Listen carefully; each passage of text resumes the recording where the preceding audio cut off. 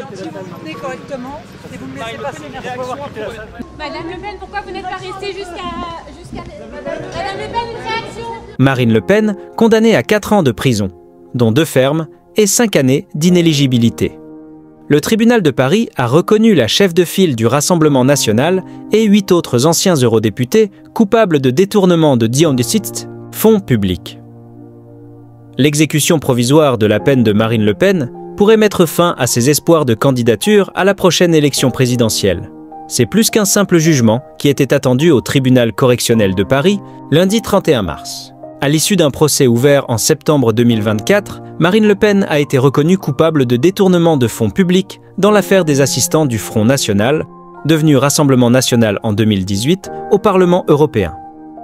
La leader d'extrême droite a été condamnée à une peine de 4 ans d'emprisonnement, dont 2 ans ferme, aménageable avec un bracelet électronique ainsi qu'à une amende de 100 000 €. Des sanctions auxquelles s'ajoute une peine d'inéligibilité de 5 ans avec exécution provisoire. Si Marine Le Pen conserve son mandat de députée du Pas-de-Calais, elle n'est pas en revanche autorisée à se présenter à la moindre élection dans les 5 prochaines années, notamment la présidentielle de 2027. C'est du moins le cas dans l'attente d'une nouvelle décision. En cas d'appel, un nouveau jugement pourrait intervenir en 2026 avec une décision rendue avant la campagne électorale.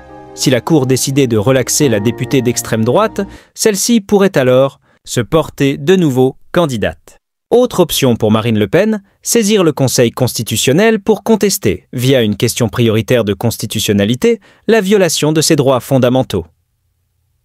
Outre Marine Le Pen, de nombreuses personnalités du RN ont été condamnées dans cette affaire débutée en 2015. 8 autres eurodéputés et 12 assistants parlementaires au moment des faits ont également hérité de peines de prison et d'inéligibilité. Le préjudice total est estimé à 4,6 millions d'euros. Un système de détournement de fonds publics. Le Front National et ses dirigeants de l'époque ont été reconnus coupables d'avoir organisé un système d'emploi fictif au Parlement européen entre 2004 et 2016 afin de renflouer les caisses du parti. Rémunérés avec les fonds destinés aux assistants parlementaires, plusieurs individus n'ont ainsi pas, ou très peu, travaillé pour les eurodéputés auxquels ils étaient rattachés, mais plutôt pour le compte des activités du parti. Présidente du tribunal Bénédicte de Pertuis a reconnu que les 9 eurodéputés et 12 assistants parlementaires avaient signé des contrats fictifs et qu'ils participèrent donc au système mis en place par le parti.